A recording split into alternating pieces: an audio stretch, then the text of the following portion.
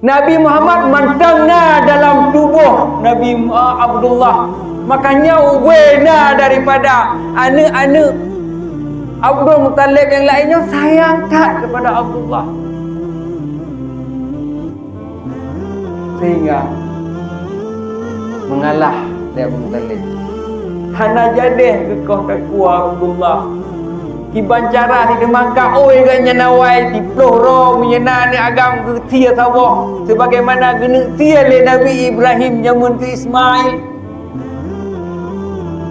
Bergantung daripada geti Abdullah gejak ke le Abdul Muttalib gumida ubena unta tertuh boh geti ke genanto ke sembelih daripada Abdullah nyan menat sehingga ditanya Mbak Undro ketika dinam yang Mbak Ron nak cerita lah